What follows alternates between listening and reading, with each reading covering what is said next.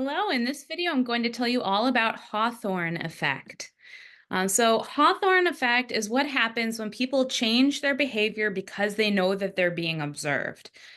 So when somebody knows that they are being watched, observed, that somebody is paying attention to their behavior, most people will change their behavior, at least slightly, to appear more favorable to the observer. And this effect is more potent the more important the observer is. So, like if it's their boss, if the employees are changing their behavior when their boss walks into the room, that's an example of Hawthorne effect.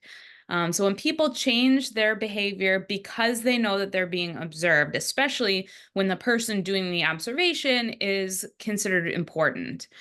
So it's a type of reactivity in which participants pay attention and let the demands of the research situation guide their behavior instead of behaving as they normally would. So, in research, it's a problem because in research, normally we're trying to just observe how people behave. We don't want the study to affect how people are behaving because then the results of our study will be skewed. They'll be the results of the intervention essentially instead of being just naturally what that person would normally do. So we want to reduce the Hawthorne effect when we are designing research studies.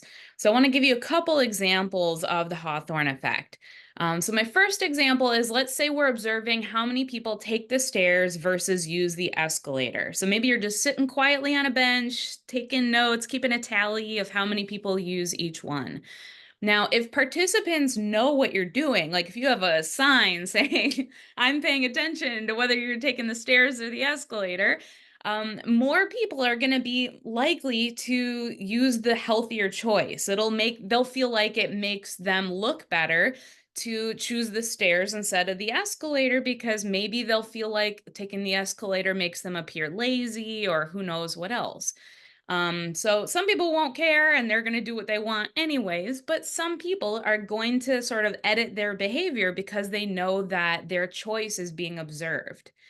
Whereas if they have no idea, you're just quietly sitting on the bench, then you're going to get a clear picture of what people's choices actually are because they don't know that you're paying attention and counting what they're doing. Okay, another example is, let's imagine that we are conducting a study where we want to test the effects of stress on food choices. So maybe we have two groups of participants. One group is going to take a really hard, stressful math test, and the other group is getting a massage, and they're encouraged to just relax. Then afterwards, we bring both groups into a room where there are different food choices available. Maybe there's a big bowl of apples and a big plate of donuts.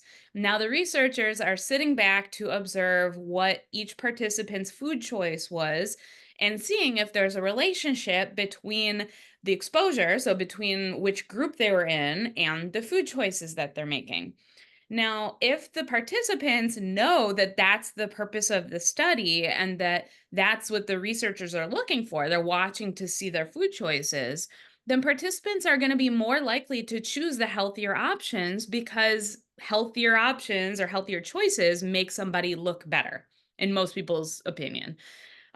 So most of the time, if participants know that they're being observed and their choices are being studied, they're going to that knowledge is going to affect how they make that choice.